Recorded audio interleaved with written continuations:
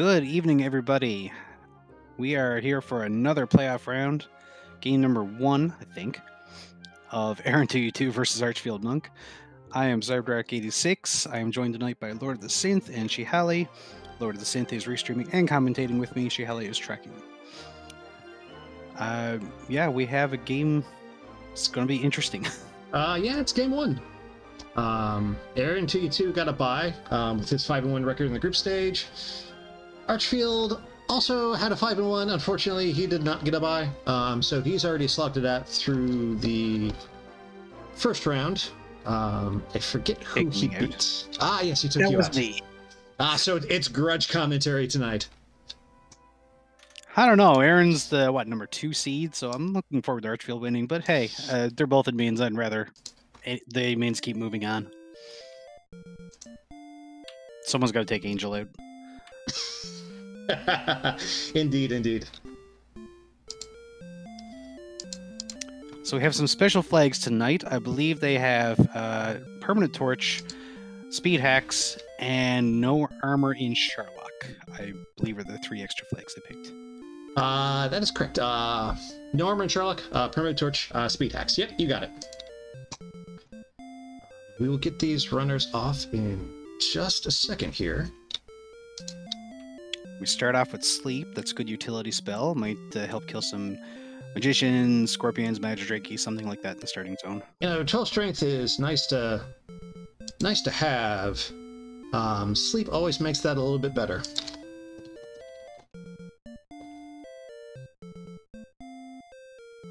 Yep, if you want a utility spell, it's either that or stop spell to start. Yes, definitely. It could be Radiant. I mean, truth be told, while there are many other spells I'd rather have first, I'll never say no to early Radiant. Especially if Tablet Cave is right there. Yeah. Well, that's some fun to tell people. There is a way of using bonks to navigate that cave. You just have to be careful when you're walking 2 steps in the passage. Oh yeah, I've done it, but I don't like it. It's not my favorite. Alright, our runners will be off in just a second here. Race time room has started.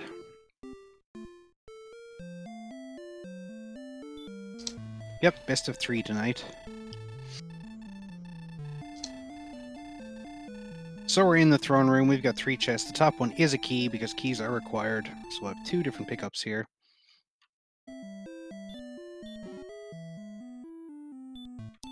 The torch, the wings, and of course our key. So everyone's going to save the key, warp out with the wings, come back in, save, and then go see what's in the treasury. Or at least I thought they would. Evidently not. You know, I think maybe Arch just saw that mark and Magician, not Monk, the Magician, and decided he's going to take it for a free level 2. Gonna throw that torch. That's all it's good for. Now that they have permanent torch, you can just throw it at enemies and do 8 damage, possibly. And level 2 more. Is this going to be another both more seed? That's the last one I rolled for NES and Niminba.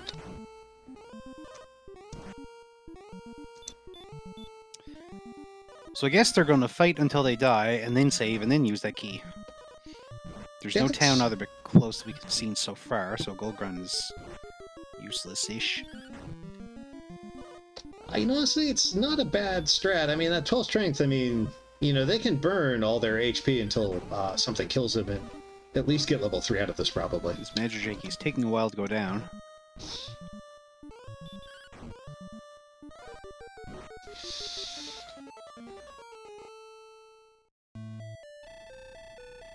Okay, Archfield has died and is warped back to the king, so we'll likely save now. Yep.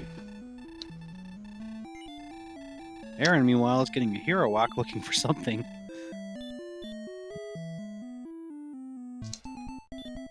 Isn't it unfortunate when you're looking for something to kill you and nothing shows up? Yep, but Aaron did find that Scorpion with Sleep and Baby Breath. There is gold in the treasury in the bottom right, so there is a gold grind available if needed. There's also a token. More gold. Yeah, I'm not burning a key for that. I think my next order of business, if I was playing the seed, would be to grind 85 gold for that key fill up.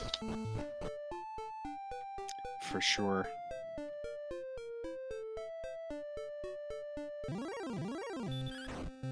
Now, if they had have seen a town out a bit close, they probably would have reset and did a gold grind to grab something, but there's nothing that we've seen so far.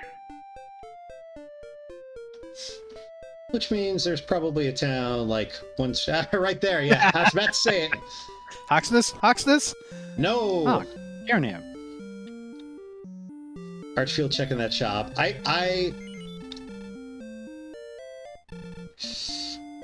Rod and Roll?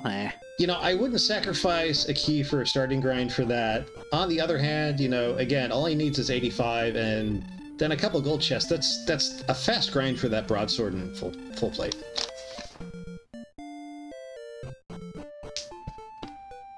$6200 and Radiant on level 3. My favorite of the marginally useful spells. Now, being as close as it was, I think I may have burned the key to go in the back of Garnham just to see what was there. Yeah. Yeah, that was an option. Neither of our runners seem to have taken themselves up in that. I don't think Aaron's or quite seen Garnham yet. Death and do it.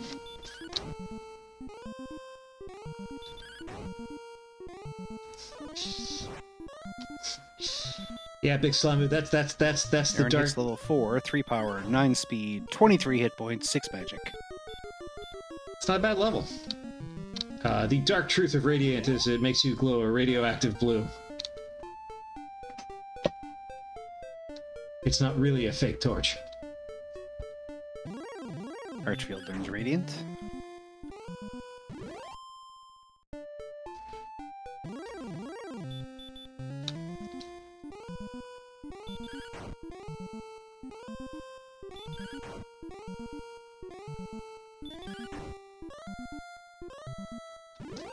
Archfield definitely making use of that sleep spell, putting everything he finds to sleep. Hits level 4 and will get his HP boost.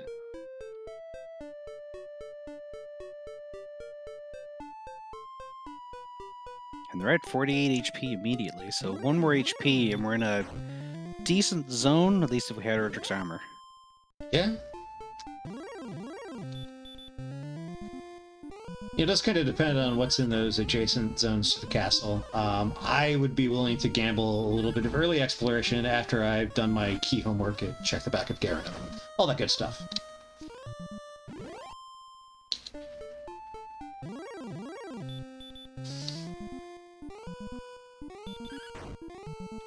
Aaron going to stop back in and grab some MP so we can use Heal More, not die, and keep the gold. I wouldn't be surprised if Archfield does that soon, but he does have 92 gold now, so he could just go straight in.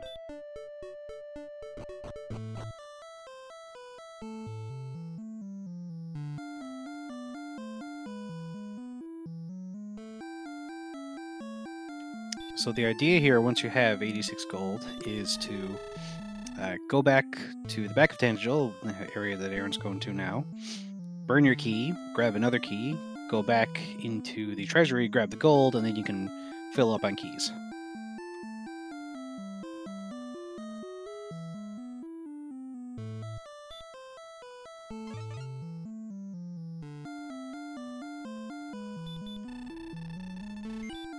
No, it seems in the middle of doing that right now. It seems they're not checking cave before treasury. Just grab the second key and we'll head back. That's yeah, I usually check the treasury. Yeah, so going to the cave underneath is faster if you do it from the key shop. But if you happen to take a couple steps to try to find out where you are, now granted they have permanent torch, so they don't need to. But if you do have to walk those couple steps and take a death, you lose your key. No, technically you still have another key, but you have to get 180 gold, or sorry, 86 gold again.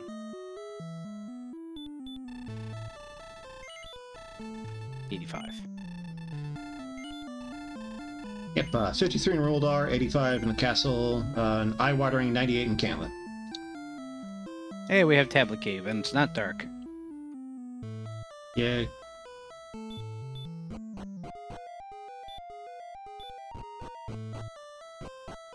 There's no enemies down here. We're just walking through. We don't have outside, so we will have to go back through it. Arch, noping out of that tablet cave like a boss. It's a silver harp. One of our key items.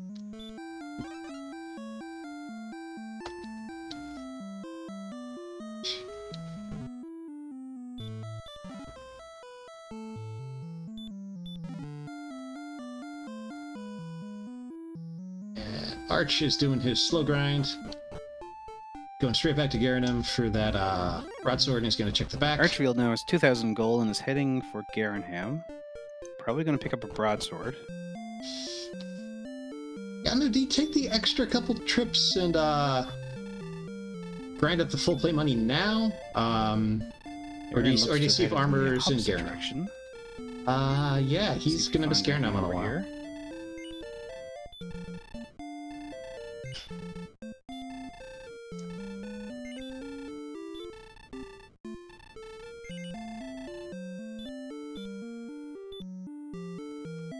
Archfield grabbing the dragon skill and equipping it, something we've seemed to have forgotten a little bit in this tournament.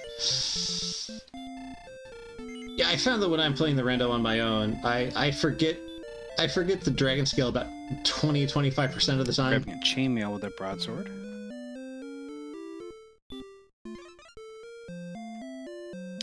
And now we're checking these chests in the back with those extra keys. We've got more gold. More gold again. And a replacement key.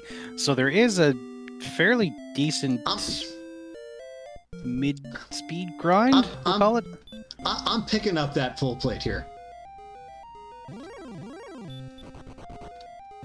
But let's see. We're in Grave, I believe. Yes. Yes, Vanilla Grave. We have a fairy water, we have a torch, we have an empty, which is an herb, I would imagine. Could be a key. I'm not gonna dive.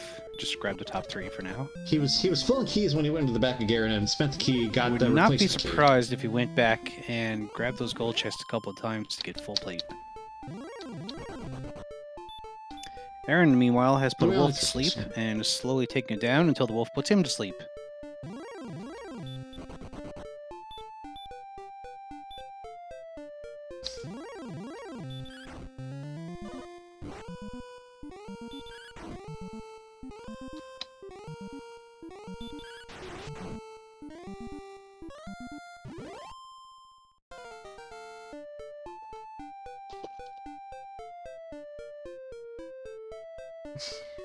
No, I am not hearing synth. Oh, there he is. All right, so I'm pushing the. I was pushing the wrong push to talk button. Oops. Yep. Hello. Welcome back. I switched it from F7 to F8 recently because F7 sometimes tells Google, "Do you want to turn on caret browsing?" and I never want to do that.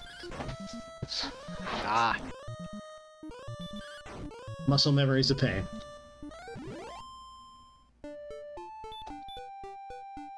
But yeah, That's why I just use the lower left key because it's so much easier. Yeah, I've changed it like 3 or 4 times. I'm never happy with anything I said. I'm surprised Archfield did not actually grind the full plate in the back of Garanham with that free key.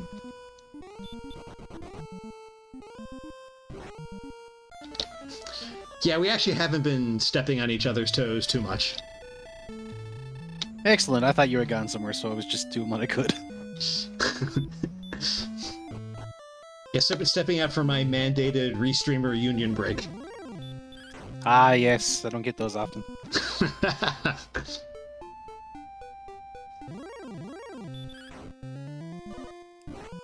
So yeah, I missed actually what the last couple levels have had.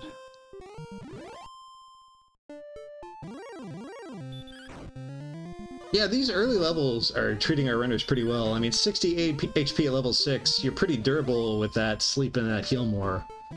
You're going to be able to finesse your way through a lot of stuff. These skeletons are easy kills right now. I'm still going back for that full plate, though. it takes you like a minute with that chest loadout, and it's 24 DP. It's a big change over chainmail. It's a magic armor without the healing and the hurt protection.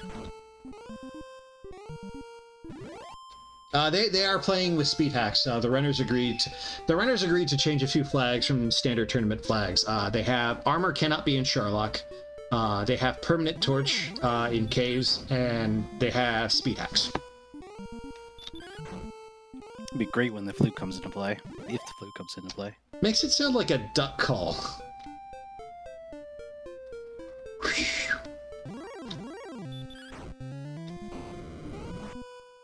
Ooh, Scorpion's alright, baby breath.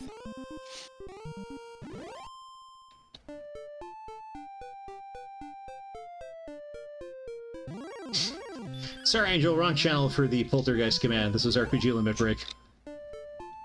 But they're the worst. They're just dodging. They are by far my least favorite early game enemy. They have a knack for falling into that little spot where they roll high and you don't quite have enough AP to two-shot them. And the rewards are pretty crappy either way. Yeah. The only thing they have going for them is they're not a damage sponge like a knight, or they don't dodge all the time like the dodge knights.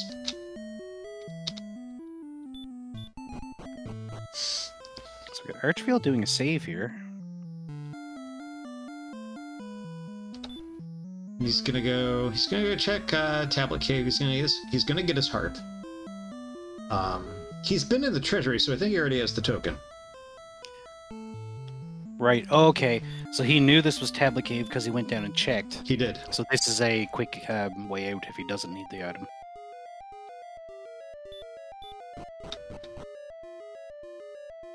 And the joke's on Archfield here, because he's going to have to walk all the way out with that musical instrument. It plays such a lovely tune.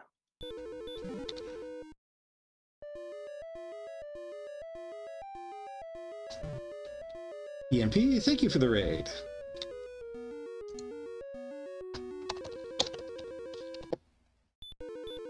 Aaron continuing to put those skeletons to sleep and just grind away for a while. Should get him level 7 here.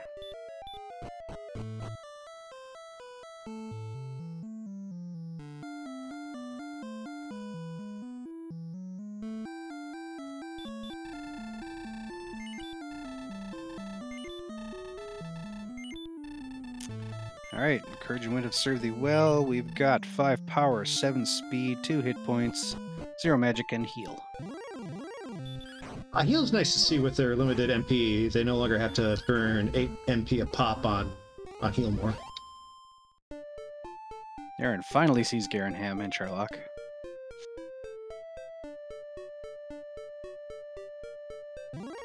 Oh, there was a pole there. And he won't bite. Darn. He'll be happy to see those chests in the back. He'll definitely pick up a broadsword here. Yep, for sure.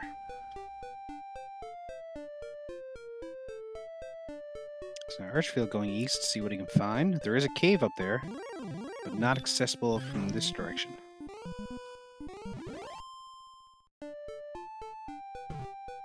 Aaron blocked by the NPC.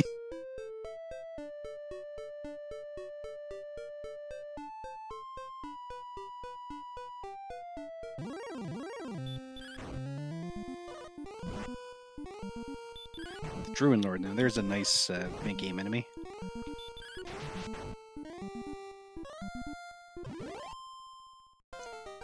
And gets an excellent move to take it out and hit level 7 himself.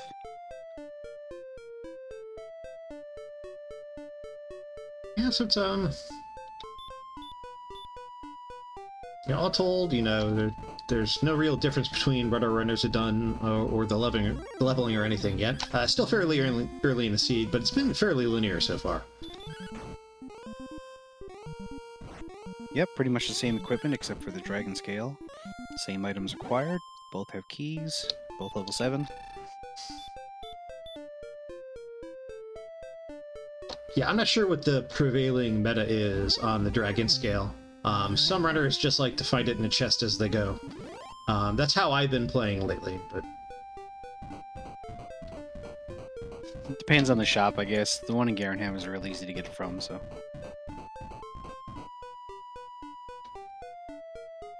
So we've hit the eastern side of the map here on Archfield's screen. hey, now that Archfield's talking to that swamp, it's so happy.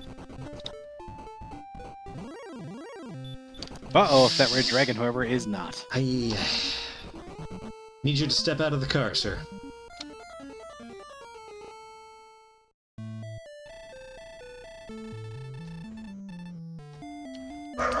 Yep, go to jail, do not pass go, and do not collect $200.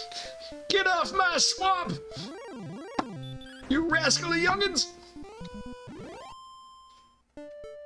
I don't know why I just made the red dragon like 75 years old, but I did. I mean, dragons are supposed to live a long time, so yeah.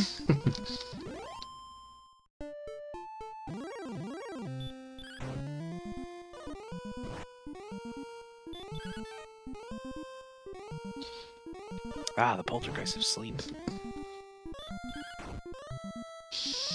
Just to make them slightly more obnoxious than they already are. So I think this is going to be our first look to the west, and is that the end of the map already? Yep, that is the west coast, looks like. We've seen the east coast. I didn't think Archfield walked that far. You know, I've been trolled by 7 straight squares of apparent coastline occasionally. Oh, for sure. I've definitely had that myself, too, but it just seems weird. Yeah.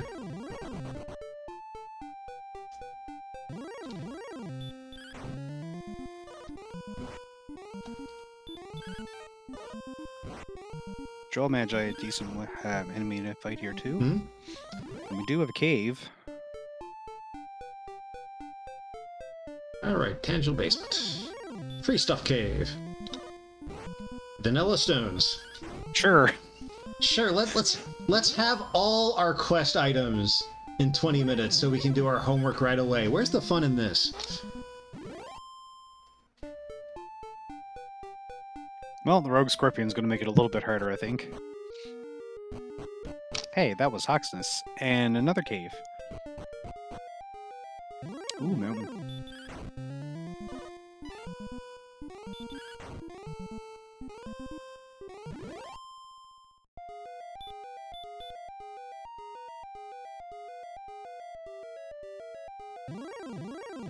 Rogue has You can sleep the Rogue Scorpion, but it can Okay. sleep you too.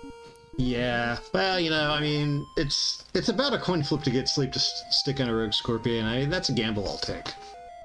Especially when the alternative is a express trip back to the castle.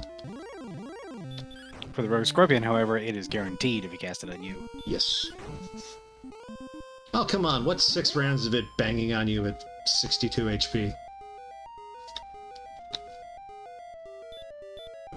Well, when you can only survive 3 at the moment.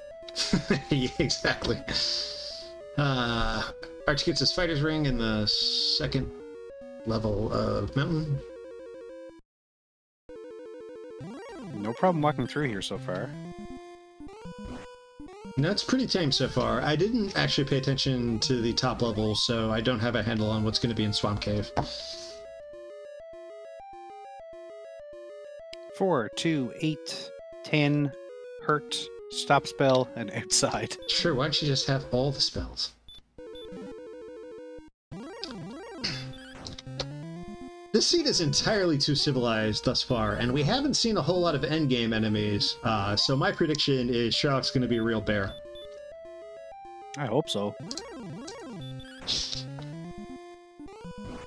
Repel and hurt more at 16, please. Calm down, Satan.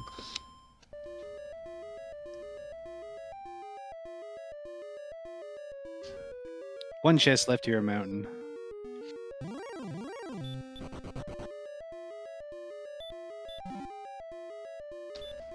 Hey, there's the dragon scale.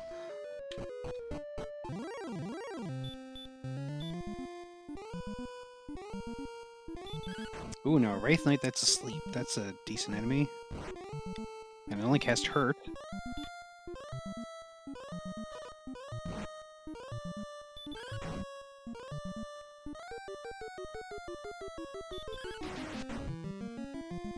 Should have a flag that randomizes the effects of the dragon scale fighter's ring and death necklace. Swaps them around. Oh god. Wouldn't it be awful? I was put on the fighter's ring. Thou art cursed.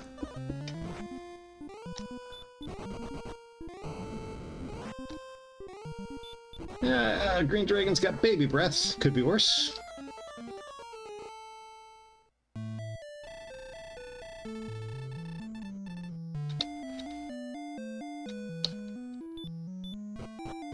I mean, to be honest, it's nice to see that baby breath, because, you know, can't have DL2 breath.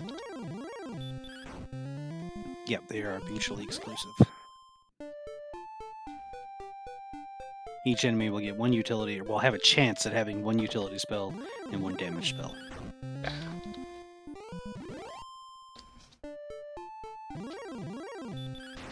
Aaron nopes out of Oxness as well. Yeah, I mean, with only 70 HP and 5 heal mores when you have full tank, that's... You don't want to make the walk back just to get the information on what's on the spike. You can leave that till later. Well, especially with the other cave, or mountain cave right there. If Yeah. it had been by itself, maybe? I mean, Yeah. we do have sleep, top spell, so...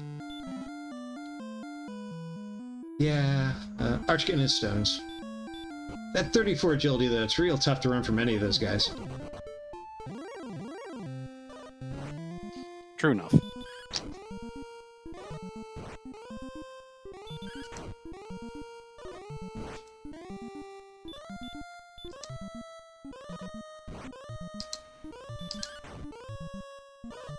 Aaron equips his ring as well.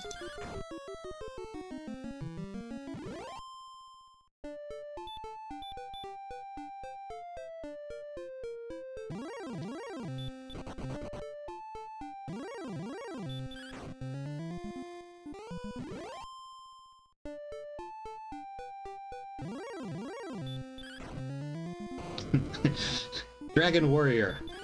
A thrilling RPG about the trials and tribulations of anxiety disorders in the left guard.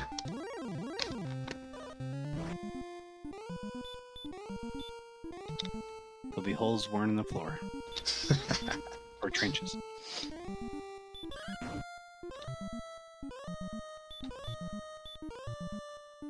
I mean,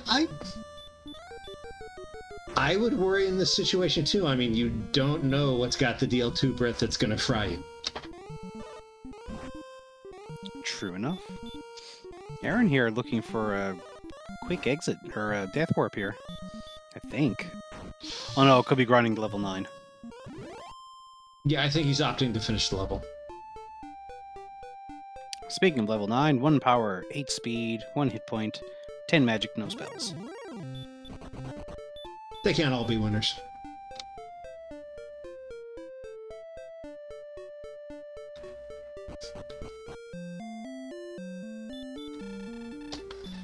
Archfield gonna re-up on herbs here.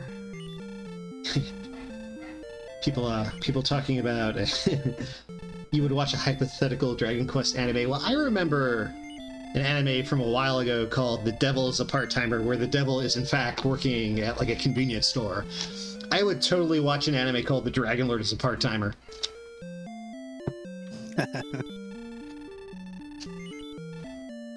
Where he cycles through like a constant variety of part-time jobs. Yeah, I really liked it.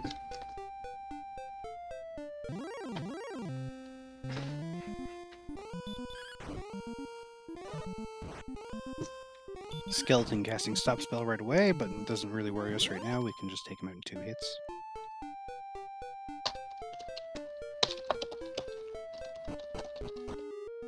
And Archfield gonna go in Hoxness. Oh man, just for the peanut gallery, if you have Hulu in the United States, Devil is a Part-Timer is currently on Hulu both seasons.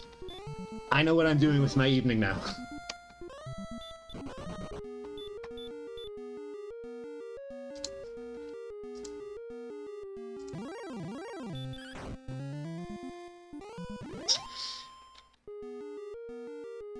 I'll just add that to my list of like 1,000 TV series I need to catch up on at the moment. Yep, feel you there.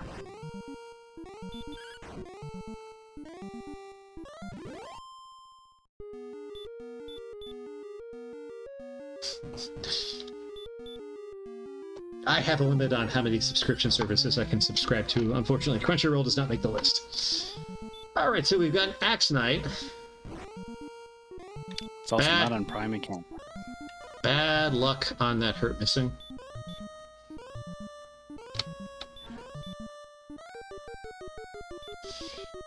Yeah, unfortunately...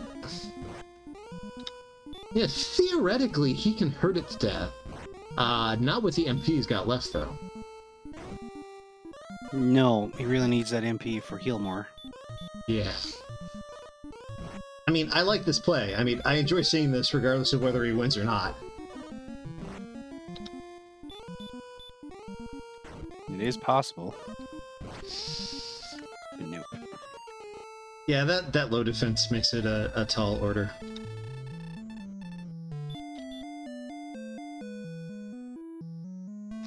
So we're going to want a little more HP, a little more MP, maybe the full plate. Yeah, that Axe Knight, the hit point range is 51 to 67.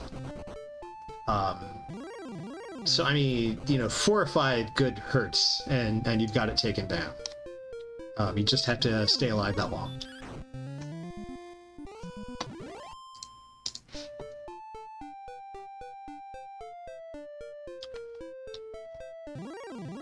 Well, man, so one of the flag modifications they have this time, if you missed it earlier, armor is not in Sharlock. It is somewhere out on the overworld or in a dungeon. Yep, which means it's either in the bottom of Grave, which we have seen. And Omega Strip, wisely noting, you can also use Sleep on that Axe Knife. Yes, Omega uses that in vanilla runs.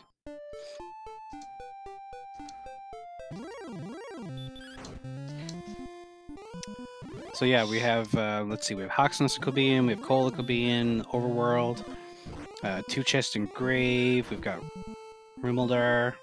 We haven't put a call, if you haven't mentioned that. I was just looking at my spreadsheet, so... 6 spots minimum? Yeah, something like that. Deep Grave, Rimuldar, Call, Overworld. And Spike, yeah. Yeah, Spike and Hoxness.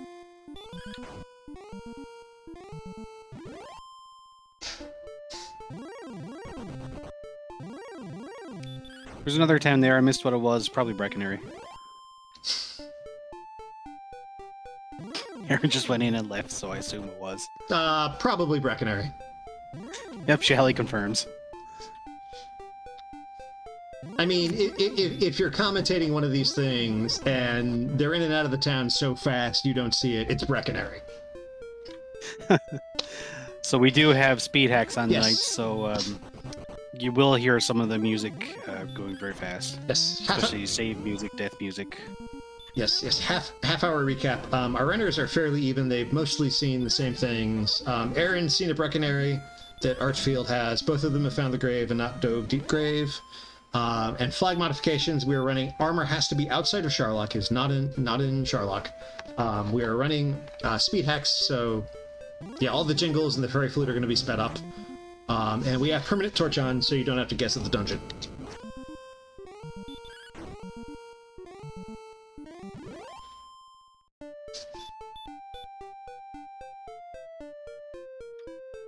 So Archfield's staying close here now, gonna get that level.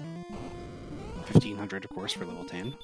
Yeah, very, very close. 2 Spectres will do it. Ah, hurt more on the Kniggets. Boo.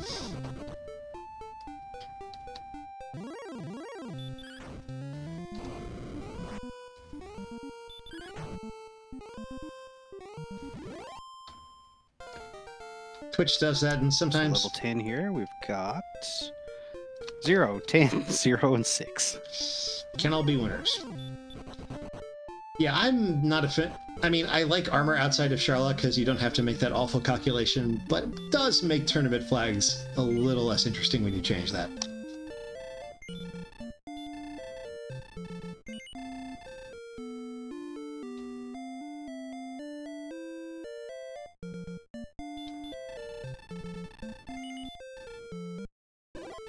So the 10 agility was nice, gives you a bit more defense, but meh. Yeah.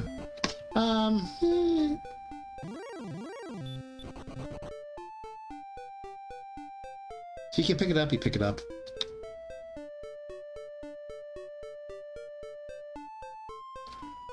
Yeah, I forget the exact division between speed hacks and fast text. Fast text is very obvious because it prints a line per frame and then instead of letters per frame. I like fast text because I know where to look on the screen for all the numbers. That would be useful, yeah.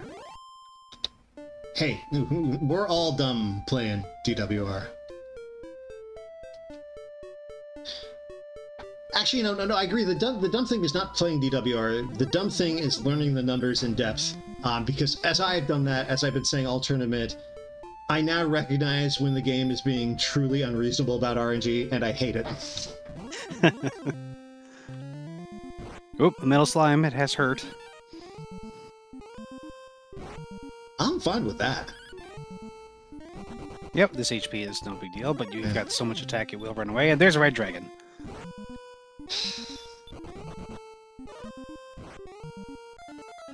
I need you to step out of the car, sir. Aaron's over here taking on a wizard. You know, he's... I mean, he's got the AP to do it. He's going to burn all his resources. It does put him in the lead for experience.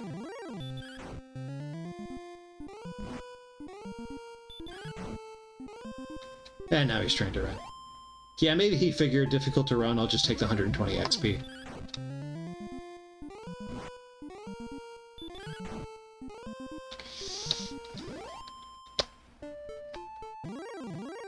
Actually, I have a couple tunes I want to put in NES format and see if I can get them into the randomizer.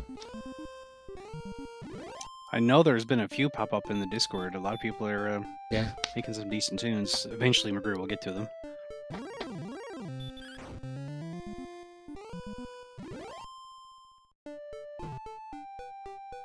They are only doing game 1 of 3 tonight. Usually with this randomizer, we only see one per night because you don't want a lot of seed bleed, especially where the map is different. Yeah, some runners are not shy about double headers. Jay Coper's done them. I know we had a couple in the group stage due to some scheduling difficulties. Arch taking on a wizard. Like 2 is generally my limit. If I do 2, the third starts to get a little confusing for me. I know when we did our, myself and Archfield did our races 2 and 3, we put a couple of hours in between them, so it wasn't so bad. Yeah. And we don't mind Jay Coper because he could do a Zelda 1 race, then a DWR race, and then go back and do a Z2R race right in a row. Yeah. Yeah, he is actually pretty good at that. I think the only doubleheader I ever did was against him. May have been against someone else. I've only done 1. Now, tiebreaker flags, I don't mind, because they're so quick. Indeed, indeed. Speaking in chat, yeah, so Nimaba versus Nescard. Game 2 is later tonight. Game 1 was last night, and the outcome's been spoiled, but you should go back and watch it if you missed it. It was a fantastic race. Ooh, we'll have to catch up on that one. Yeah, don't let the fact that you know who won stop you from watching that one. It's pretty epic. It was extremely well run by both runners. Well, Nima and Nescard are both extremely good DWR runners. So I would expect no less. As, Omega Strip says, things happened. I will not spoil the things that happened. Oh, don't worry. Don't worry too much about that, Barchild. There are so many races, it's impossible to watch them all.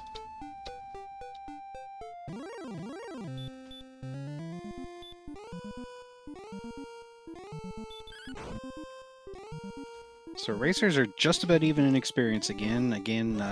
Other than the full plate over the chain, everything else is pretty much even. Yeah, and that gives Aaron a 14-point DP advantage. That's significant with some of the enemies we're seeing here. Like, he has the option to duke it out with these wizards. Archfield doesn't.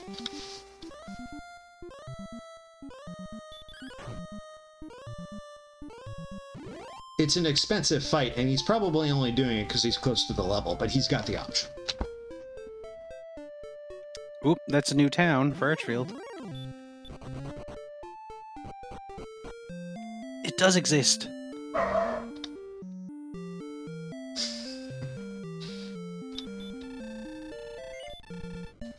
In here we've got the large shield. The bamboo pole was there, but he already has the broadsword, so he wouldn't buy that. And on the search spot we have... Das Flute! Throw it away! Throw it away! Nah. I don't know when my meta turn to throw the flute away if I find it. It can burn you on seeds where your only grind option or the Sherlock Spike is a golem.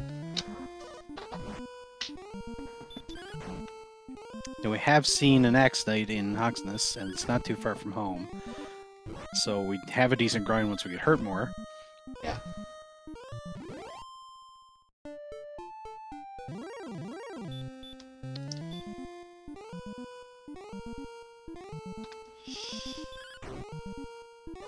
Immediate stop spell on that knight. Perfect. And of course, because the knight knows, he switches to physicals. Alright, back in the herd form.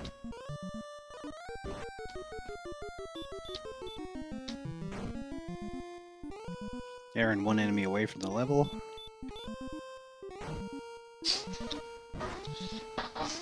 Or two.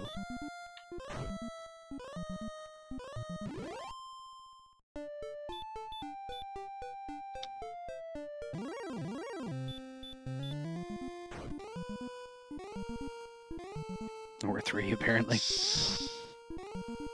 Oh, we got the level there and I missed it. I wasn't paying attention either. I was focusing on Archfield doing the wise thing and deploying Hurt and Stop against this Rogue Scorpion. 6 strength, 10 agility, 3 HP, and 1 MP. Not impressive. I would be happy for that strength, though. Yeah, we definitely need some strength, and the agility is not bad either. Puts us at a good point. Just a number. I think we determined the other night that the higher the agility gets, the harder it is to run from raids. I keep saying this, and I know it's really confirmation bias. I swear the best agility to have with regard to running and getting a good Sherlock is like low to mid 70s. It must just be my personal luck when I'm playing this on the side, but like I've started counting like when my agility is between like 70 and 76, and more often than not my Sherlock turns out to be pretty easy.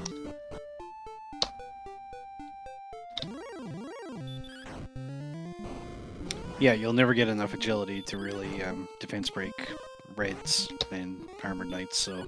No, yeah, you have to have 120 agility to defense break a red dragon. You will never see it. I assume that's with the silver shield and everything as well. Yeah, sorry, yeah, 120 DP. Ah, yes. No, I'll never see that. Yeah, so yeah, I mean, I think the theoretical maximum for agility supports that, but you're never going to see it in practice. You know, really the best you can honestly hope is defense breaking an armored knight. That happens at 106. That's the third highest in the game. Okay, I think the most I've ever defense broken is probably the axe, Baby Stone Man. Yeah, now I have to do math. Well, Aaron here is going for the Hoxton Spike. Has a better chance of defeating that Axe Knight for sure.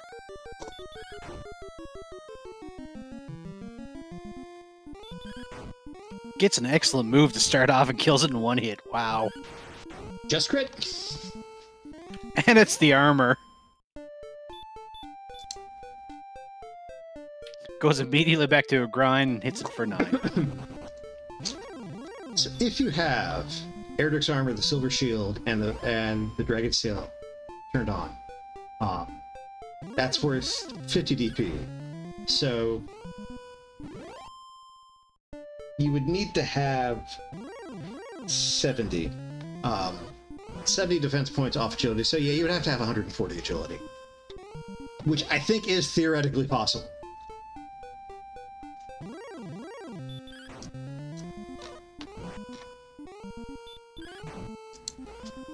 Aaron has gone immediately back and forth on this grind. Does not care for anything else at the moment, but is not really far ahead in experience. However, having that Erdrick's armor is going to help a hell of a lot. No, Arch picked up a large shield. I believe he picked it up in Call. Yep.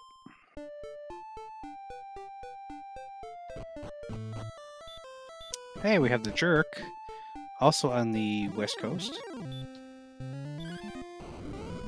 Yeah, I mean, I forget if McGrew, if his stat curves obey the vanilla limits for builds. The stat curves have changed, of course. We were all in Discord one night watching what he was doing.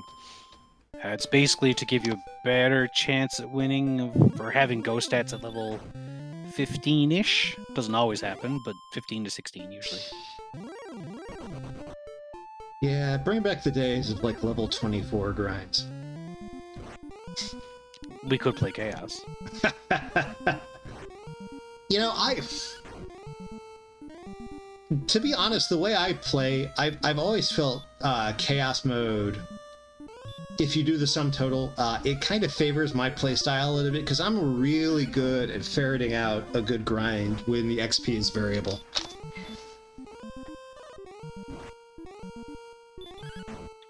I just like the fact that everything is so different that you don't... Like, DWR, other than the map, is fairly consistent. And you can figure... You know what I mean? You can figure certain things out. You know, I got a couple curse belts, okay, I need to go search here, search there. Right. But with Chaos, it's just... There's very, very little consistent, other than maybe item placement. Yeah, and honestly, like, I haven't played the full gamut of Chaos flags in a while. I don't know what McGrew's done to really make it a little more balanced. Because the original Chaos mode was, I mean, he even said it's unbalanced by default. I remember that first tournament, there was a seed where we had a forced reroll, like 35 minutes in, at which point I had a commanding XP lead of 4, having successfully crit 1 ghost in that 30 minutes. Yeah. Yes, there are randos for 2, 3, and 4 as well.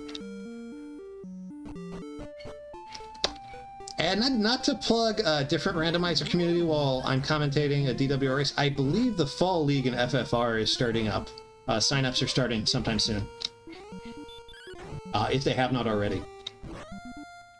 That's the great thing about the randomizer community in general. There's always a tournament or something on the go. Yeah. Between Zelda and Final Fantasy, DWR, and Metroid, and there's so many out there I can't even name them all. There is a proc gen option for the map in FFR. It's really fun, actually. Maybe we should get back to talking about the race in Cyberdark. Shouldn't we? I mean, they're grinding. Archfield's wandering. Aaron's back to the grind. Yeah, he has his hurt more now, so he's grinding away. I think he's going to sit here for a little while. Probably, and Archfield needs to get back to Hoxton sometime soon, but he's wandering looking for Rimmaldare, I guess? Yeah, we haven't seen the trading cave yet either. Yeah, yeah, they have to find both. I didn't see anyone finding Jerk. Archfield found the Jerk. Archfield found it? Okay. Archfield gets his hurt more. Yeah, we had a lot of cross-pollination the past 2 Z1R and DWR tournaments. Like, the ones that just happened is we had a lot of DWR players in the Z1R Rookie Rumble. And a lot of Z1R players actually dived into the group stage for this tournament. Yep, there's a big cross-community there. Now, Axe Knights are probably the best grind in the game when you have Hurtmore. They are 67% to go down to a single Hurtmore, and not including the times when Hurtmore misses 3 times in a row. Which is more common than you think.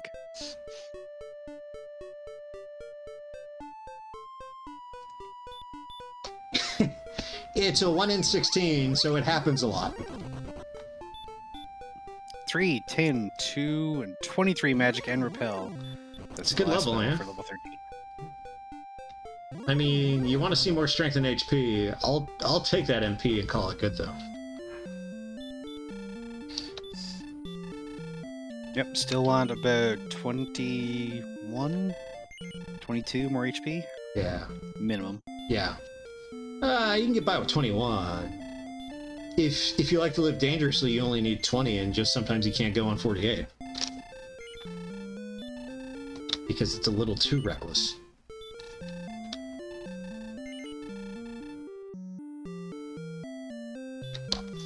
There was one practice seed I did. Would have been last year, the official last tournament I played until I played this one. I had Hurtmore miss against a Green Dragon 5 consecutive times. 1 in 32,000. And I'm not surprised at all. I was so amused, I wasn't even mad. Like, after 3, I was like, come on, miss again.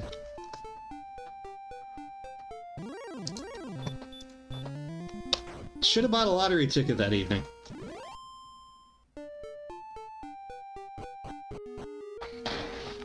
So Archfield's going back for this Axe Knight now. Hopefully we'll take it out and get the Erdrick's armor.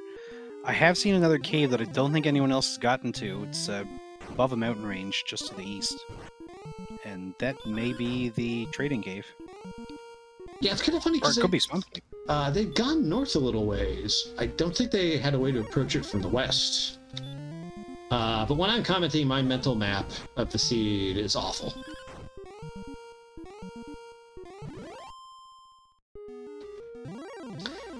I participated in a couple Z1R tournaments. I describe myself as Terabad at the randomizer.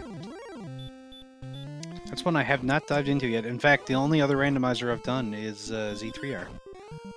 I enjoy Z1R. I'm just not good at it. Because I've just never put the time in to get good at combat.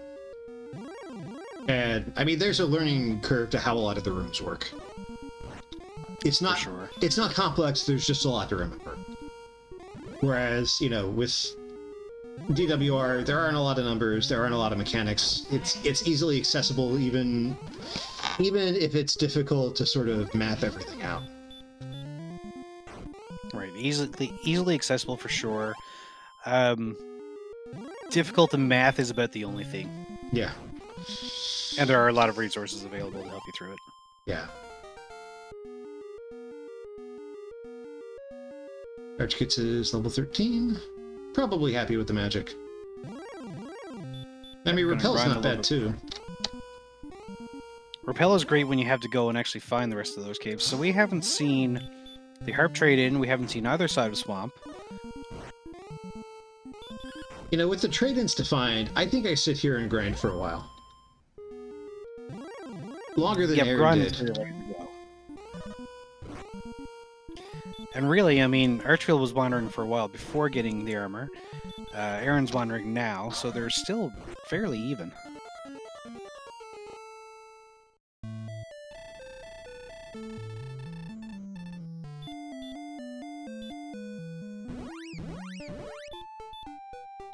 Aaron finds the jerk.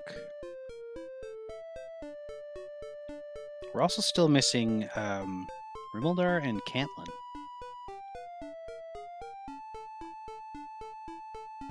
With early keys, Rimildar's kind of option, but yeah, you definitely want to find Catlin and see if there's anything on that overworld spot. Because it could be the sword. Or it could be the death necklace.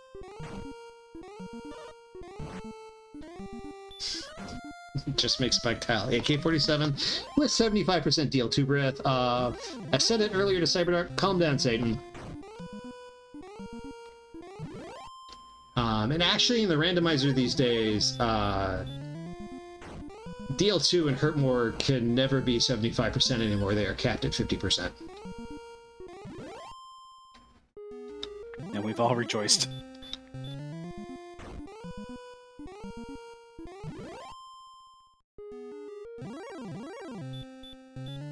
So Archfield takes back the experience lead and has gone back and forth a bunch of times in this race.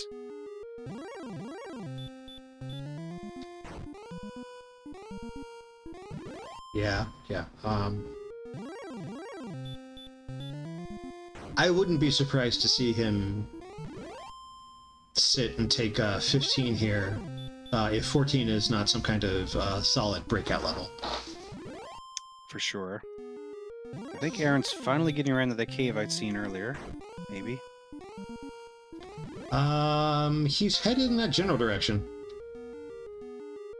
We have 14 here, 3 power, 3 speed, 1 hit point, 1 magic. We're definitely going for 15. Survey says...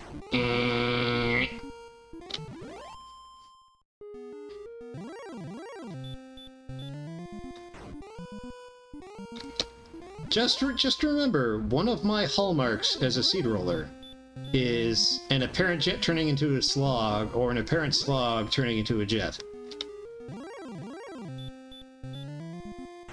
Definitely looking like the first. Definitely looking like the first. I mean, technically, Brian Williams rolls all the seeds via the bot. I'm sure he's sitting in his secret lair right now, sitting over that control panel for the bot, laughing maniacally.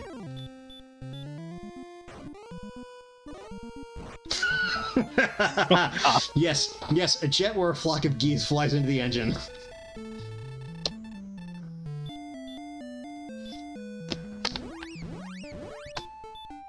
Now, here's a simulation of what the crash would have looked like if the jet had crashed into a school. And now here's what it would look like if the jet had crashed in a school for bunnies. There's your ancient Family Guy reference of the race. Ah, okay. That's a fairly old episode at this point. Hey, we have a new town. There's Rimmeldar. It's got a chest.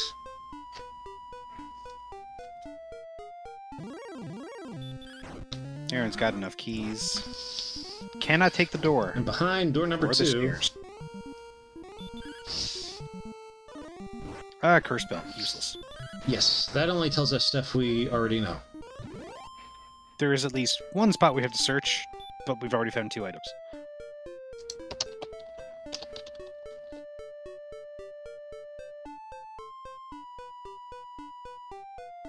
Right, EMP? Who knew capitalization made the difference? Not with that attitude, EMP. I do want McGrew, of many cosmetic things I'd like him to add, a change that when you accidentally search the stair tile, it says thou hast found the stairs. Yes, exactly. I also want him change. I also want a cosmetic flag to change herb to radish. Yeah, it would work. I think the only reason against it would be the number of letters, but it would still work if both players were using it. Yes, you would have to do that. I kind of want to modify the rando to not use strings in the checksum so people can do custom things as long as they have the same overall character count. And RDSH would work fine, Gielli. I approve.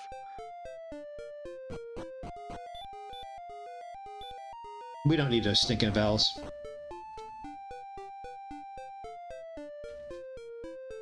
Rash. There was one tour Rush did a long time ago. One of the t-shirt vendors was a fake scalper running around selling official t-shirts that said Rash. Getty was even wearing one on stage the night I went to see them. Very nice. They sold out. Aaron here found Caitlin. And there is no spot. Well, there is a spot, but it's empty, so he's not going to tell you where it is. The shirt sold out super fast. I've always wanted one.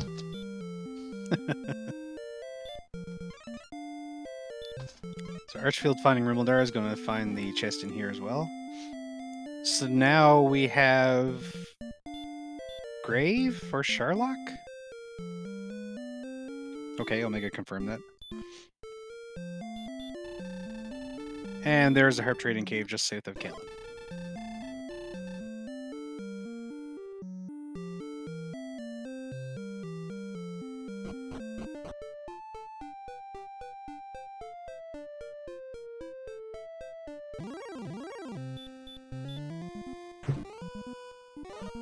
Stom helpfully providing puns for us now.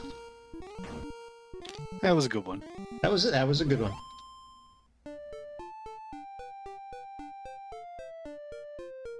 So Aaron cast return pretty quick. Is probably going to dive grave. I wouldn't want to leave it out without going to Sherlock this time.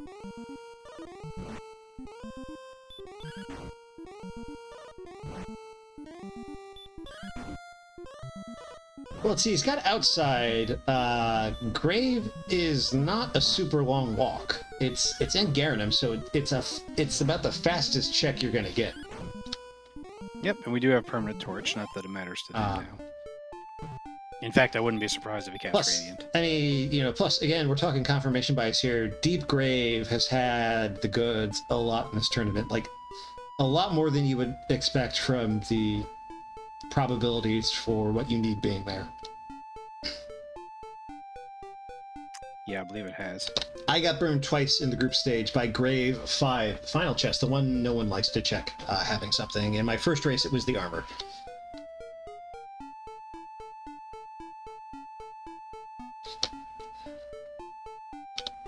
Certainly with the AP trending the way it is, I'm definitely going to take the time to dive Grave in this particular instance, hoping to find sword. Because if it's not there, it's in Sherlock anyways, and you have to have the difficult fight down. Right, and if nothing else, you can take out a few stronger enemies on the way down and get some more experience. Yeah. 'Cause you're definitely going to need 15 at minimum.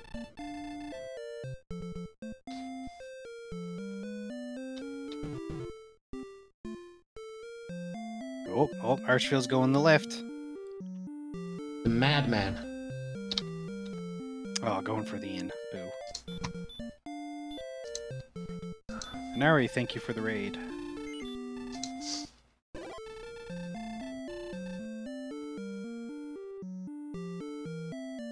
Yes, perfect. What? No, come on. Aw. I must tell you when you can.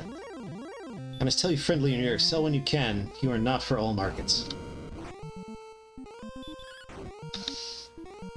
Archfield. Stiffing the Giving radish us vendor. the tease. Maybe I should have said, I scorn you, scurvy companion. I'm not done unleashing the Shakespearean insults yet. Okay, we have the Staff of Rain, cast return, probably going to go grave as well. It's there. You're kind of obligated in this situation. You know, if one of our runners was up a game, I could see them pressing that advantage to skip these checks. Sure. But yeah, not in this given situation, especially, again, it's so convenient. Right, it's right there next to Sherlock. If anything, you can just outside, heal up, and... Oh no, you have to go past Sherlock, I think, to get the drop? No, that was the stones. Either way, they'll go get the drop and then come back. Yeah, I forget exactly where the jerk was. It's got to be a little bit out of the way, because... Arch is diving Deep Grave first. Looks like it's going to be a nothing burger. Aaron's out of the grave. Yep, don't remember what it was, but it wasn't the sword. That's all I cared about. Hey, we have level 15 here, 6 power, 2 speed, 47 hit points, and 2 magic. Woo. Now all of a sudden you want to pick up the Death Necklace. Yeah, now you're looking for that Death Necklace in Sherlock.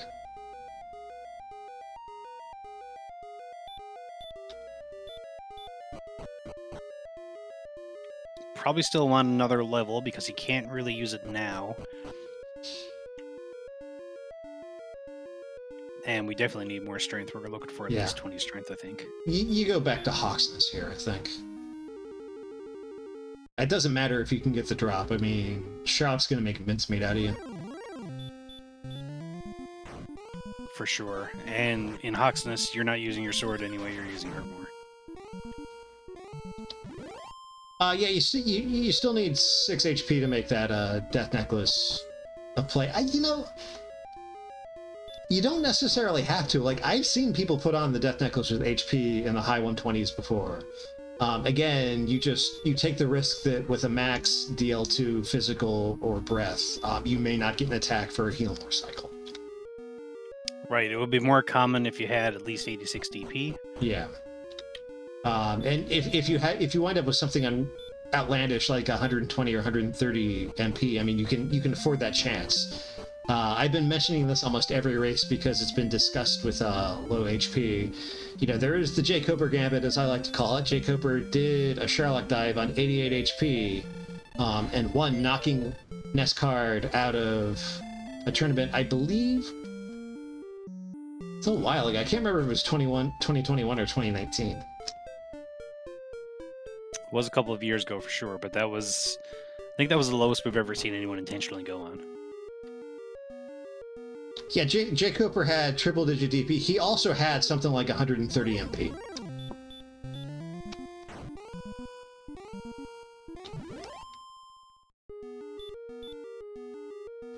So both players back to the grind. Aaron has to drop is the only difference right now. Yeah, this is the only play you can make. So yeah, Aaron will be slightly faster into Sherlock. I'm not sure where Jerk is in relation to Hawksness. It's got to be close because he did it along the way. It was on the western coast, but I think you had to go up and around to get it. So far as body, we had all three of our story items within 20 minutes. An Axe Lake grind here, but you had to get level 13 for Hurtmore, I think? Yeah, that sounds right. Hurtmore was pretty late. And at this point, you know, an hour 5 in, do be sure to give our runners a follow. Aaron2u2 and ArchfieldMonk, they're both very good at the rando. They both performed very well on the group stage. And they're also good people all around. Also, to be sure to give our fine tracker, Shahaley, a follow. She's behind the scenes, press the buttons, and my co-commentator, CyberDark86. Hello. Also Synth, he does stuff. I do stuff. I haven't done so much stuff in a while, though. I do need to remedy that. Yeah, the only thing I've streamed lately at all is DWR. Yeah. But, I mean, honestly, if you want to see someone who plays this randomizer sometimes and does, in fact, get Shakespearean with them, the insults, I got tired of dropping F-bombs at Bad Seed, so I went and I looked up a bunch of insults out of Shakespeare's plays.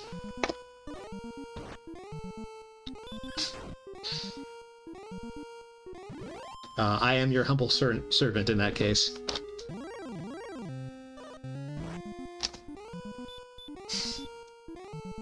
Archfield going to burn a Healmore here so he can get a couple more X-Knights down. Should be able to grab the level in this run. Yeah, he's got good odds. He's got those 2 Hurtmores in the tank. He won't need to heal for either of them. So, you know, if I was doing this, there would be a miss incoming, but I think Arch will be good.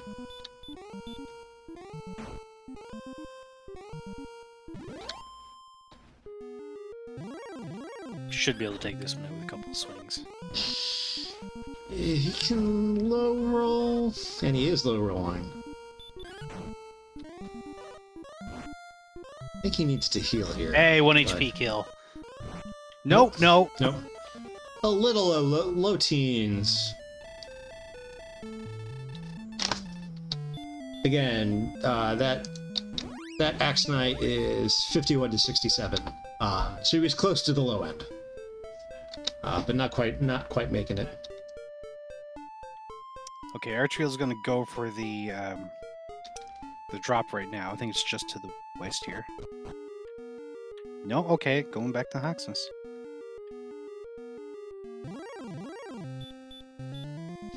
You may as well finish your grind and then go take care of the homework. It's kind of, I mean, it's kind of a wash. You're making the walk and going back to the castle either way. True enough. And here we go, level 16. Ooh. Yep, okay. You wanted power, you got power. So, go mode? Yeah, with the sword he's got 130 AP. It could be go mode. I don't see any reason why he shouldn't go. Yeah, maybe he wants the extra HP to make the death necklace a thing. Either that or the extra MP for the dive so he can do it in one. Yeah.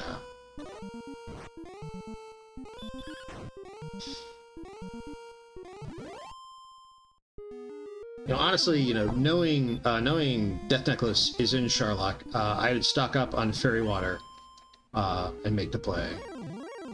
And True. Either gamble that slightly low HP, or hope to pick up the level on the way. So now, not that Archfield knows it, but he should be getting level 17 around the same time Aaron gets 16, maybe a little bit behind. So he will have a level advantage diving if Aaron goes right away.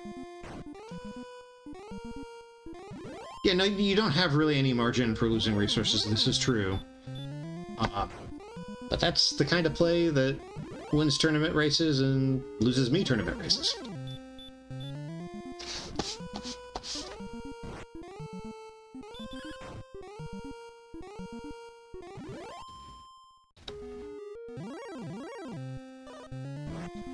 So we have 500 experience left here for Aaron and 1,000 for Arch.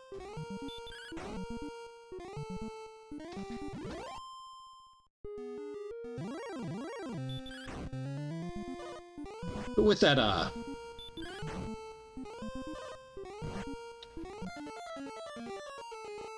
was going to say Aaron had to go get resources, but so does Archfield apparently. Yeah, what was... Did he have like 33 MP left? Yeah, I was down to 4 HP, and I don't know exactly what happened, but didn't kill the X-Knight. Did he mismenu that first time and just decided, screw it? I don't know. Okay, now is going for the drop. Yeah, why do you not kill those 4 Axe Knights first? I don't know. I'm not the one to be critiquing people's playing this randomizer. I opened 0 and 4 in the group stage. So using Repel, because of course Garenham is right outside Sherlock, you can get your resources back whenever you need. Mm-hmm. I mean, I guess finishing the level on the top floor of Sherlock. Or something, or just turning into the dive for it. If Garenham's close, maybe that's what he's thinking.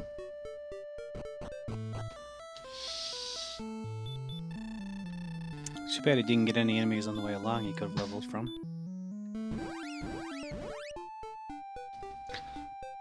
Yeah. Well, 82 DP, I mean, he's... The only thing he's repelling that he would want to kill would be a wizard.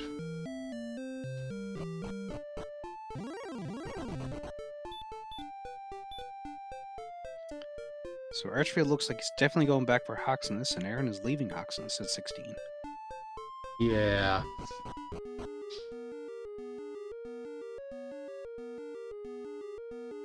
He's taking the experience from this Armored Knight, however. I mean, he's diving. I think he's making a Death Necklace play and gets 17 on the way down. I think this is what's going on. So by the time Aaron gets into Sherlock, Archfield should have the level, but then has to go heal up and go in, so... Yeah. He's about the walk between Hoxness and Sherlock behind, maybe.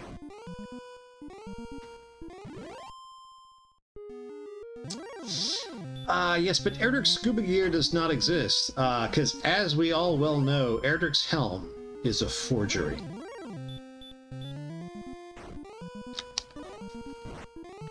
I mean, I did somehow make a seed a while ago that I could walk on water, so maybe the scuba gear would be useful. Was that the one where you combined 2 ROMs together? Yeah, Towns did. Nice. Then I could walk through walls and on water. It was great. Jesus Warrior.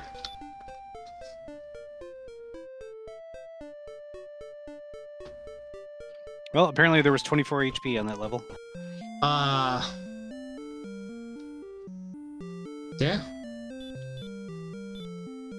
Yeah, this is pretty solid now. Hey, 17 is... Yeah, Asmati, Death Necklace is somewhere in Sherlock.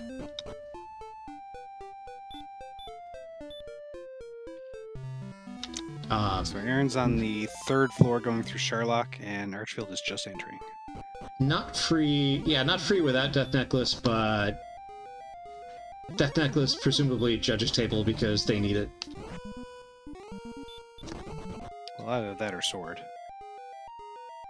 Oh yeah, and Sword is in here too. Right. Archfield doesn't have Pride. Yeah, so this is free without Death Necklace, actually. You just have to turn up that Sword. That said, I could see a scenario in which Archfield doesn't find a Sword at Judge's Table, finds the Death Necklace, and says, "We'll do it live." Aaron did not go to Judge's Table first, and we just saw a Stoneman there with the L2 Breath. So if one of the needed items is in Judge's Table and Archfield goes there first... Judge's Table is just such a difficult call for me. Like, the only times I've said I'm full clearing a Sherlock where I need 2 things, Judge's Table has nothing. Even though, ostensibly, that's probably what you should be doing with 2 things to find. For sure.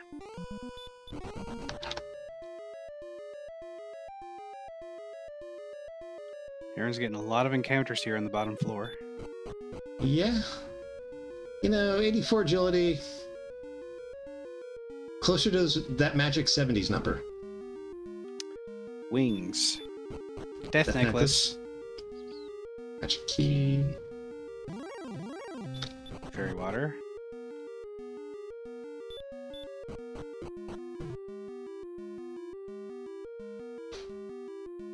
Herb. The Hand Sword. And I was Good news for Archfield, he does not go down there. Yeah, and I was thinking I would probably decide at the turn to check Judge's Table, and we'll never know what it was. Can't be the 3rd Curse Belt, because there was nothing on the Overworld spot.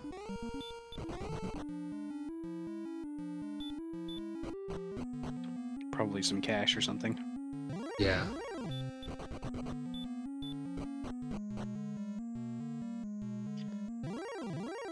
So we've got a little more than a 1 floor walk difference right now.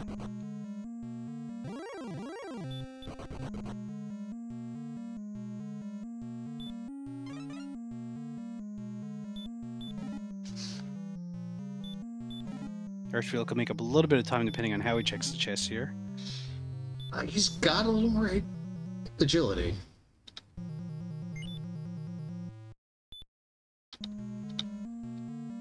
I mean, he's over that 86 AGI threshold, but again, that means nothing.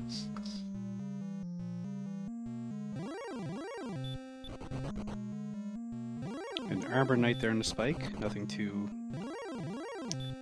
painful there. Ooh, Stoneman has DL2 Breath. Did we see that before and I just didn't notice?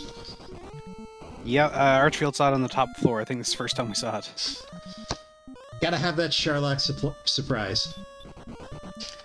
Did have to burn a heal more. Stoneman rooting for Aaron here.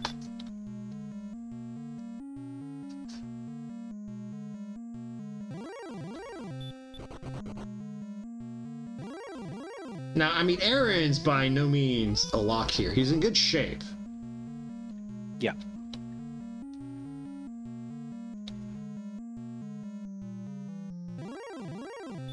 Archfield will have a much easier time, probably a faster time, but has to get down there first. 23.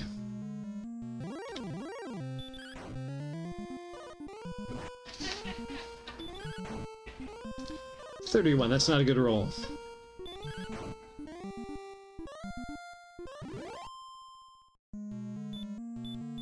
$45.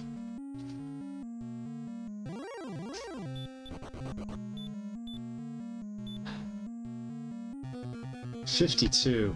Min roll. Archfield using the Death Necklace immediately before fighting DL1. 60. 74.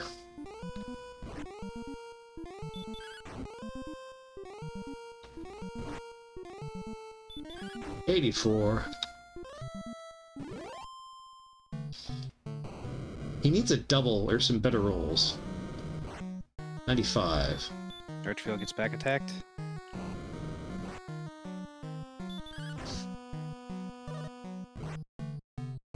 105.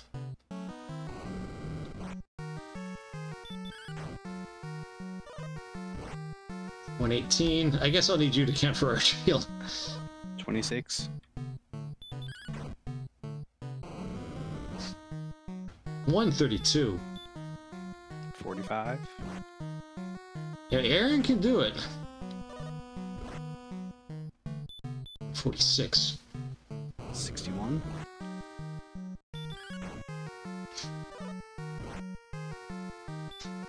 157 does it on Aaron's side, and he's going to take this race down by a razor-thin margin.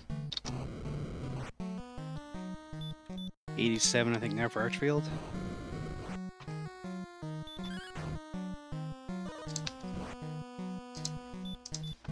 97.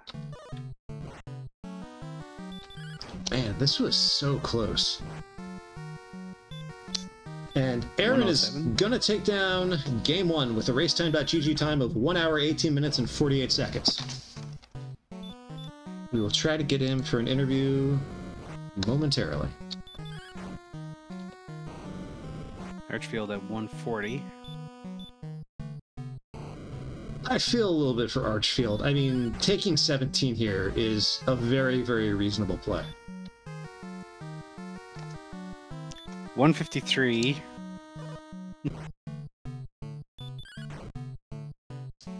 Stopped to type in the GG, I think, and then got the final swing.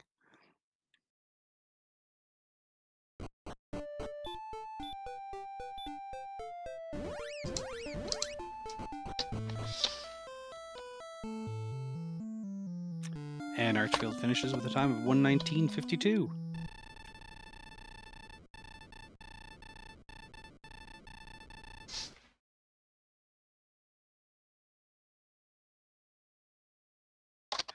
Overall, a very, very close race, and that's the way we like our races.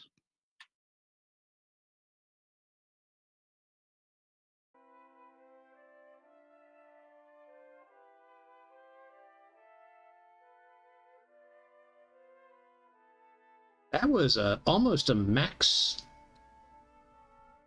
deal too. So I guess I was off by the 157. I missed a 7 there somewhere.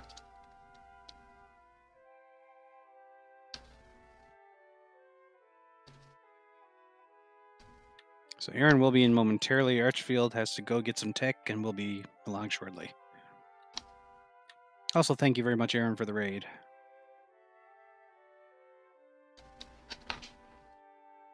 .164 HP is 1 point off max. And here we have Aaron join. That will be an Aaron, and GG, sir. Thank you very much. Sorry, I had a big echo for a second there. That was a close one. That was a very strong call to go on 16, because you're definitely not 100% there. I felt like if the dive was good, I needed one double, and even though in practice I've been getting 0 doubles and have been, in similar situations, I felt like it was the right call. Now seeing that Archfield went at 17, it seems like that's pretty much what I had to do. He had 150 HP and 131 AP at 17. So no strength, but a bunch of HP. Also, GG Archfield. GG Archfield. Hello, can you hear me? That we can. No, speak louder. Cool. I will speak more loudly.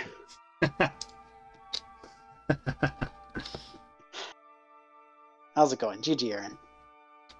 GG Archfield. So yeah, that was a pretty close race all around. You guys were almost step for step. Maybe just wait to get things at different times, but you kept the experience level fairly close the whole race. Yeah, it was a race. It's like if one of the runners did something, the other runner got to it within a few minutes, essentially. It was very even.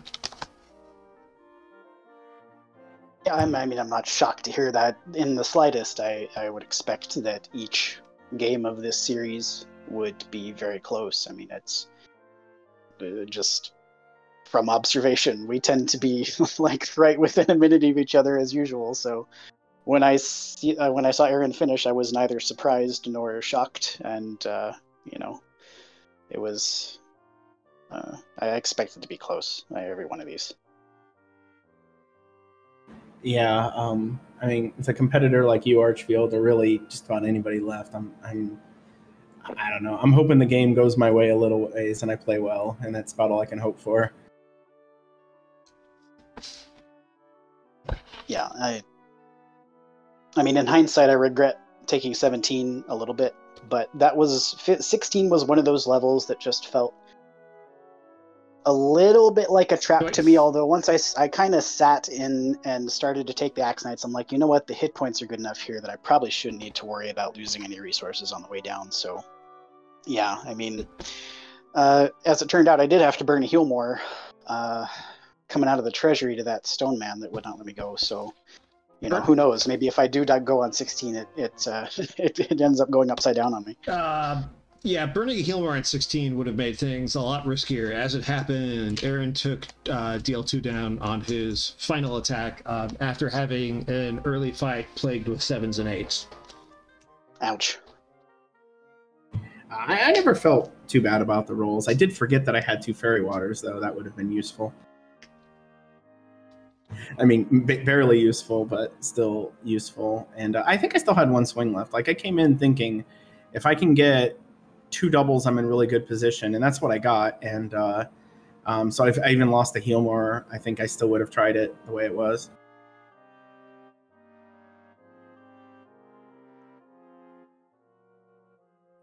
Yeah, I think Archfield opened up with a 15 swing and kept going like that for a while. He made up a lot of time on DL2, but you were far enough ahead that it didn't matter. Yeah, I'm 7 to 15, and he's 10 to 20. He's probably going real quick there. Yeah, I think it came in at, I don't know what I didn't mark down my last swing, of course, but I was like averaging 14, it looks like. Yeah, I did 140 through 10, so yeah, it was actually a little bit below average, but it didn't need to be, super good rolls. It was probably going to be an 11 swing fight with a Death Necklace, so yeah, I mean, with 2 things in Charlock that I thought I might want, that was also part of the impetus for getting another level. I just thought, really, I only need 1 more hit point, and then if things do go upside down in Charlock, I'm perfectly willing to DN at, and go down to 96 or 85 hit points. So, yeah, I actually HP.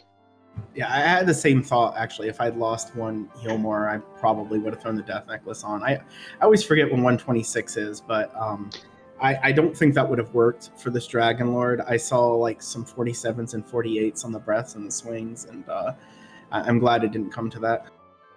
Yeah, those are always very scary.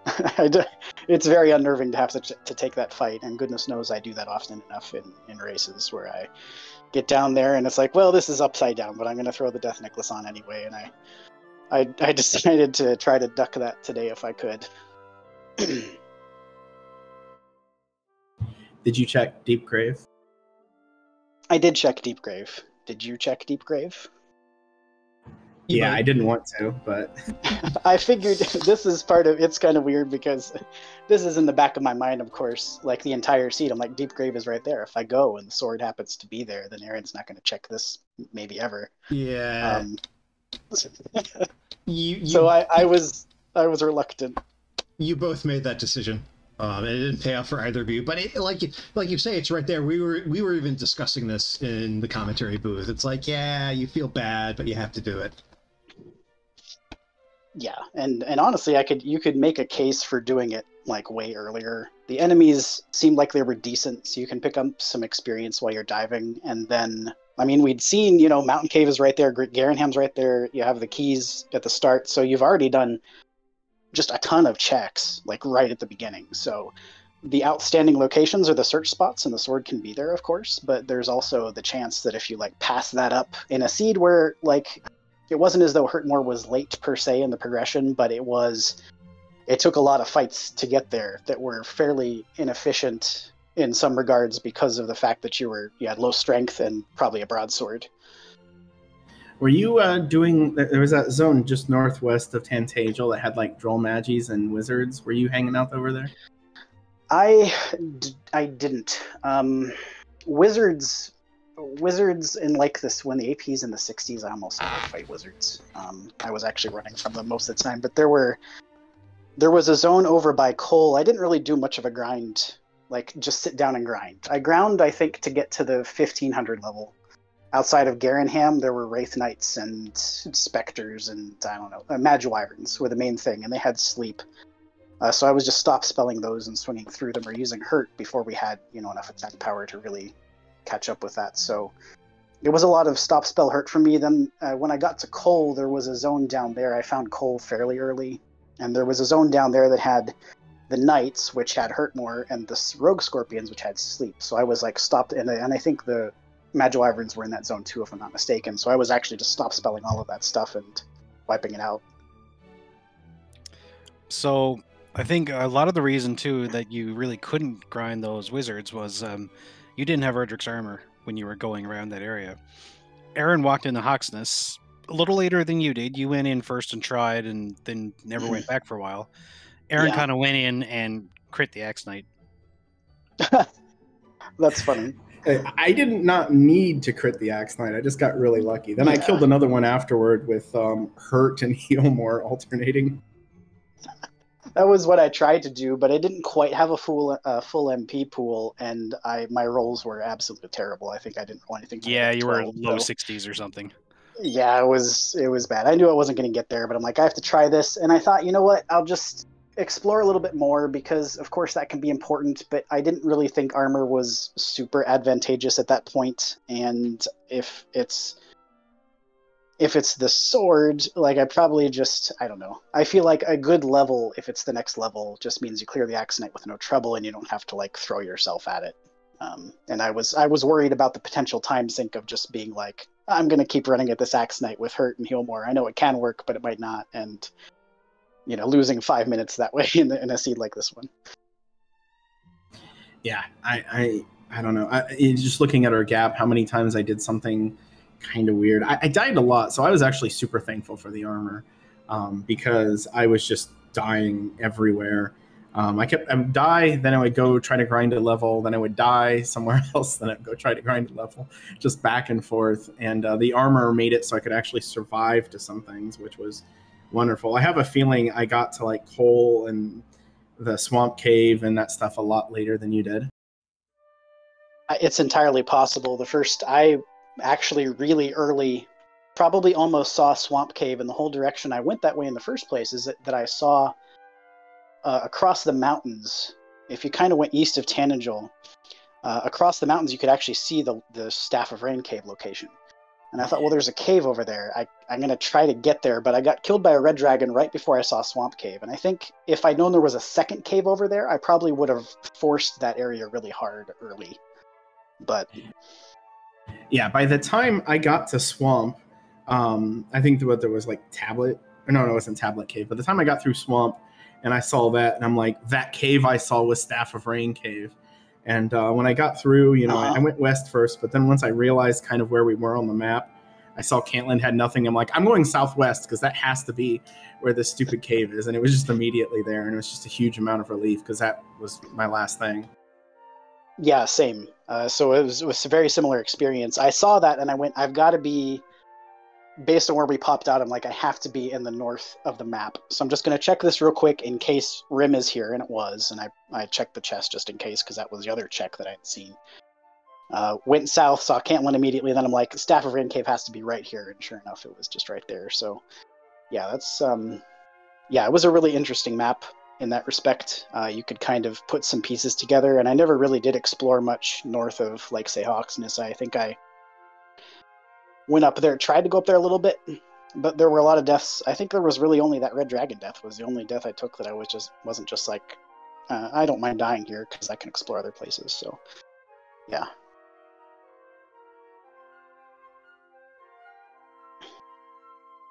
Yeah, I'm going to look forward to watching this back because I have a feeling there's just a whole bunch of yin-yanging back and forth, and be curious to see how I fell behind at the end actually in experience, because for a while I thought I was doing a really bad job because I was running from the wizards. When we got that level that put us at 66 attack power and I had full plate, I just started fighting them everywhere, even though they were costing me like 3 heal mores.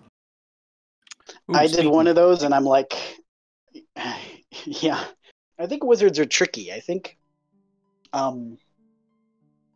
when you're in the 60s like that, it can be really tough to fight those. And frankly, there are times when I get hurt more and I start skipping wizards. I've leaned into doing that a little bit more because they are really great if you don't have the capacity to kill other stuff, but they can be a real drag if your attack power isn't quite over 80 yet and you're not breaking them. So, yeah, I'm not 100% sure that... I imagine I actually lost some time when I went to walk to the drop, which... in retrospect, it might have been... No, I don't think it would have been faster to go back through Swamp, but I fought like 5 wizards along the way, and each one of them, I was just thinking, why... is this good? Should I just be running and just, hurt more the Axe Knight, 5 more times later or whatever? Like, I don't know. Your agility wasn't all that good until later in the seed, so I kind of wrote that off as you deciding, well, it's hard for me to run from them, I may as well slog it out. Once I started fighting them earlier, I think my switch was just turned on, and it's hard to turn that off. I did have one other, like 2 things actually. One, the agility thing. I did a seed earlier today where at like level 13 I had 31 agility, and I'm just so thankful that this seed was not like that, because that was horror. And it's pretty much like one of the races yesterday, I imagine, where it's like you just can't do anything. The other thought I had was Archfield said something about me specifically. With how he was thinking about Grave or whatever. I went on 16 in large part because I was like, well, Archfield's definitely going on 16, so that figures. Yeah, like when was the last time I took a safety level?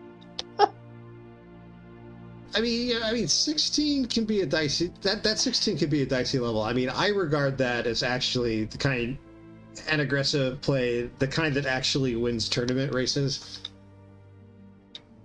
Except when I make them. And that's basically the exact play. Like, I think new Archfield didn't make that play, and we should have relied on old Archfield, because I think any previous tournament I go on 16, like I don't even stop. I just walk straight to Garenham and go in.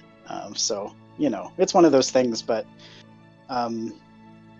Yeah, it's those are the choices that either win or lose races, and for all I know, maybe I go on 16 and I get wrecked, but right. This dive could have been a lot worse. I know you said you lost a heal more to a Stone Man. I didn't see a single red enemy on the whole way down, which is rare. I think I got an Armor Knight in Zone 2, and that was it. But yeah, it was easy. It was smooth sailing apart from that, and I got run blocked by that. I mean, I had 150 hit points. I don't know if I was fully topped off coming out of the treasury, but man. 3 DL2 breasts from that Stone Man. Yeah, so, if I have like 126, then I have to burn the heal more even sooner, and who knows, maybe I have to lose 2 on that fight. But that's like a what-if kind of thing. It's impossible to know, so... Yeah, I think 16 is probably the play there. If you want to win the tournament, you go on 16 in the seed, because everybody's way too tough, and taking an extra level is usually pretty costly if the other player manages to succeed in their dive. So, well done, Aaron, and I'm really, really looking forward to the next one. I'm sorry that we have to wait so long for game 2. Yeah, what do we have? 9 days? 10 days? I think our next race is the 8th, right? Yeah, on the 8th. Mm-hmm. And I do have to thank my group, by the way, the Plate Skeleton group. Just the players, all of the veteran players that were in there, and I just kept remembering things like, oh, Jay Coper, he's really aggressive. Like, oh, Kiglis, he's really aggressive. Oh, EMP, he's really aggressive. And the entire time I've been playing, not practicing, I've been qualifying against players who are just very aggressive players. So I'm not generally that way, and I've gotten a lot more used to it.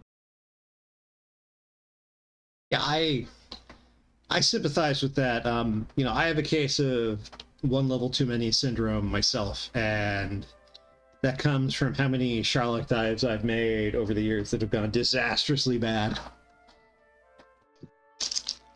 Well, that Axe Knight was really tempting. I mean, it was about perfect. I don't think there Yeah. could have been a better spike for us in this one. No, like a speed hacks Axe Knight with, however much MP we had. It was a lot. I don't know how long it took me to take, because I actually split up taking level 16. I started grinding the Axe Knight, and I'm like, okay, I'll run out of resources, or just kind of get halfway there, and then I'll walk all the way to Rainbow Drop Cave. Surely I'll get some experience on the way. I cast Repel and did not get a single encounter the entire way to Rainbow Drop Cave, so I just had to go back and fight the Axe Knight again. So about that, the death you took before you walked over to the jerk, didn't you have like 33 MP left or something? I did, but that was part of it. Like, I was thinking, I've seen like golems on the way. So if I take a death here and then walk to Rainbow Drop Cave, like I can maybe take 2 of those out and then just kill something in Charlock on my way down for the rest of it. So I did have resources left, and I will do that. Like it's basically on purpose. I just thought I don't actually want to take the whole level now because I still have this really long walk ahead of me, and I expect to get at least some experience. So that was part of it. I could have burnt that. I guess it would have been 6 hurt mores would have been however much experience would have been just about the level. So I could have burnt the rest of that off there, but I knew I'd probably have to come back anyway. I don't think I would have been able to melee through enough to actually get the level before I died. So I don't know. It was kind of fungible to me. Maybe that was incorrect, but that was, well observed. That was exactly what I did, and it was essentially on purpose.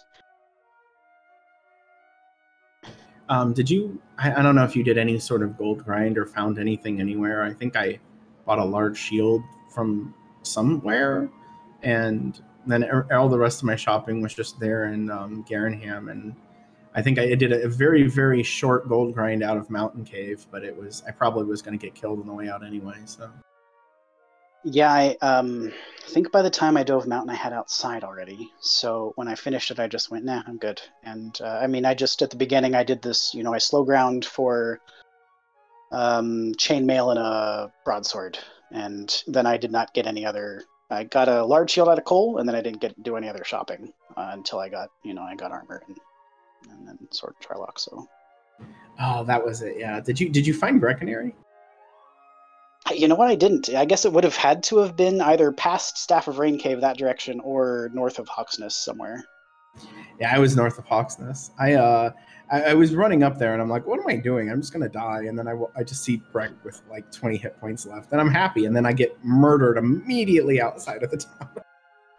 So Cyberdark and I both managed to miss you walking into Breckenary because you went in and out so fast. And in the next 30 seconds, we were like, he was in and out so fast that had to have been Breck. And chat did indeed confirm for us. I checked for a large shield. They did not have. I think Breck's shop was almost identical to Garenham's, and maybe I bought a small shield there or something. I don't know. I bought a small shield at some point, and oh no, wait, no, I didn't. That was a different seed.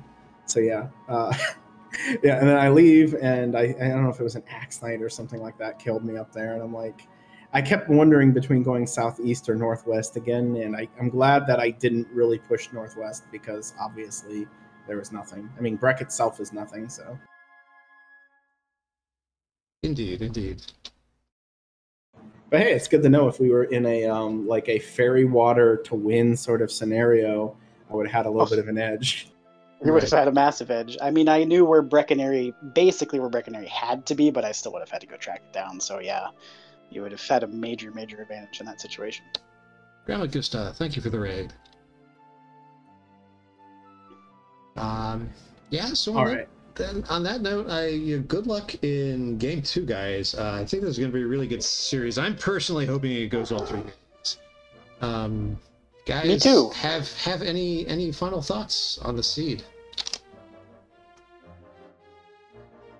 No, I talked enough. Yeah, me too. Just thanks everybody. Thanks Cyberdark, Shahali, and of course you, Synth, for helping to put this on. We appreciate it. I know 6 p.m. is not the peak time for volunteerism. So that you guys could be around was just wonderful. And glad I don't think I was expecting a restream this morning, so I'm glad that you guys were here so it could get done. I was unexpectedly home this afternoon, so I'm like, oh, there's already a tracker and a commentator. It would be stupid of me not to restream for them. It is Well, also thank you later so than much. 6 p.m., so. For me, anyway. Yeah. All right. This is fair. So yeah, going on to what's on the schedule for tonight and tomorrow is Cyberdark. Would you care to do the honors and tell us what's coming up here? Sure, we have a race coming up in 15 minutes, I think. Niscarnality versus Niminva, which is game 2 of 3. Nim is up 1 game, I believe. Game 3, if needed, is tomorrow night, same time. And we also have 3 more races tomorrow. Sorry, there's a cat walking in front of me. 1 at 9 Eastern and 2 at 10 Eastern. And a bunch of races for September so far. Yeah, that's a pretty busy schedule, actually. But yeah, we got lots of good action coming up. And again, stick around for the next race coming up in 10 minutes or so. Cyberdark, would you like to play us out? Sure. GG again, guys. Oh, hang on. Monitor shutting off. Cat in the way. Cat percent. Okay, so and GG now, again. And now for the final wrap-up, we go to the cat. She's been attacking my hand. I think she's hungry. GG again, Aaron. Well played as well, Archfield. So for the two of you, for Lord of the Synth, our restreamer and my co-commentator, for Shihali, our tracker, and myself, CyberDark86, we'll see you guys in about 10 minutes for race 2 of Nescard and Niminva.